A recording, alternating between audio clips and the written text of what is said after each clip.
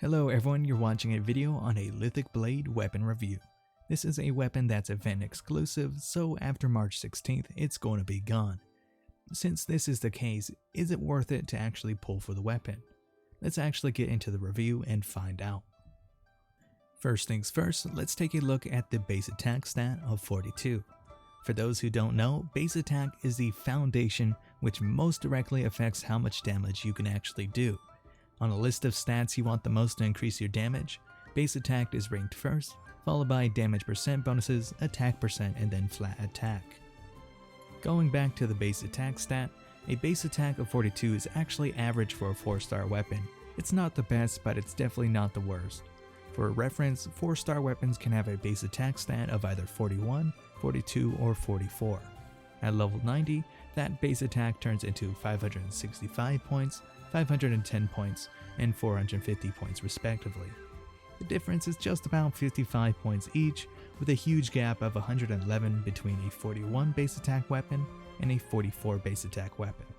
Most 4-star claimers actually have a base attack of 42, so the difference of 55 points between the 44 base attack weapons, while slightly noticeable, isn't too bad. In addition, this gap is also made up for in the next part of the Lithic Blade, its substat. Now let's take a look at its substat attack percent. At level 1, it has a attack percent bonus of 9%. This is the highest attack percent bonus of any 4-star claymore and is only beaten by the 5-star weapons. Comparing the Lithic Blade to the other 4-star claymores, we've only seen attack percent bonuses of 6% on the Prototype Archaic and the Royal Greatsword.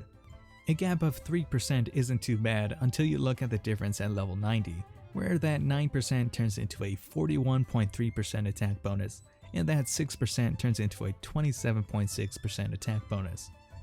Subtracting the two, that's a whole 13.7% difference in attack percent.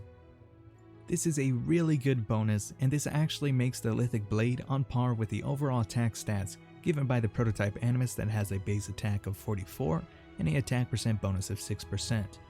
That 55 gap point at level 90 is lowered to less than 0.5%.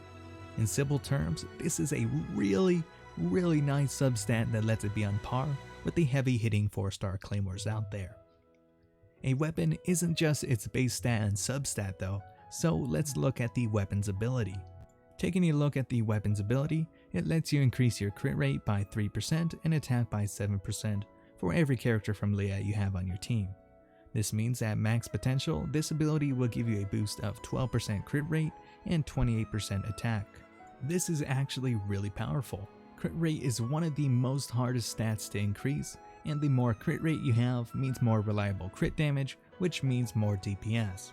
There are other 4-stars that give crit rates such as the Serpent Spine or the Royal Greatsword, but in the case of the Serpent Spine, it's a secondary stat, so you lose out on that attack percent, while the Royal Greatsword gives an inconsistent amount of crit rate that depends on how many times you swing. The best part of the Lithic Blade is that it gives a flat crit rate bonus that applies to your elemental skills and bursts, while with the Royal Greatsword, you can only use it with elemental skills or bursts that actually use your weapon to swing. This isn't even mentioning the attack percent on the Lithic Blade that gives a whopping 28%, which is more than the attack percent given by the Prototype Animus's attack percent substat at level 90. And just for you whales out there who are able to get this weapon to rank 5, for reference, at rank 5, this weapon gives 11% attack bonus and 7% crit rate for every Leah character on your team. So with 4 Leah characters, it becomes a whole 44% attack bonus and a 28% crit rate bonus. It's actually kind of terrifying how much crit rate it's giving at rank 5. Keeping it simple, overall this weapon's ability is a really good one that has a lot of potential. So far I've really been praising the Lithic Blade and its stats, so let's actually get into the drawbacks. One of the major drawbacks is the high requirements to bring out the max potential of the weapon's ability. In order to get that nice 12% crit rate and 28% attack percent bonus, it requires 4 Leah characters on your team, and having characters from a single region limits your team a lot.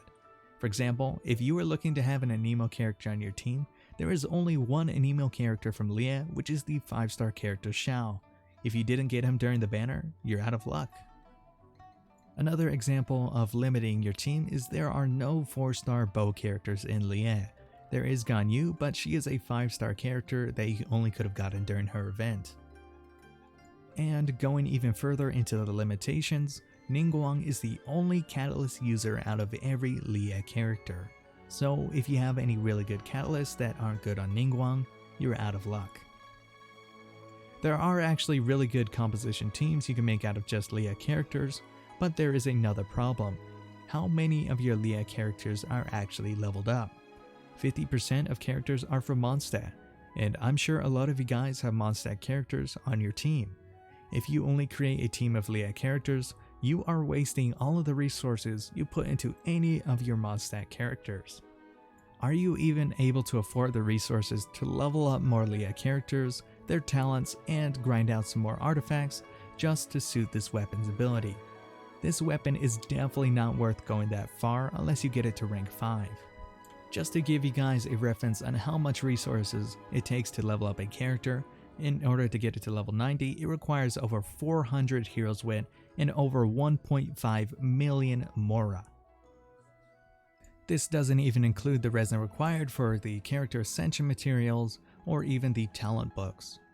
So assuming a 50-50 split on your team, with half being from Mondstadt and the other half being from Lieh, that means the Lithic Blade is only going to be giving you 6% crit rate and 14% attack bonus. This is a lot worse than the full potential.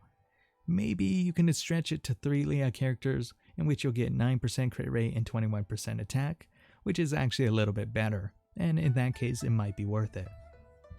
We've talked about the drawbacks, so let's talk about the advantages of this weapon.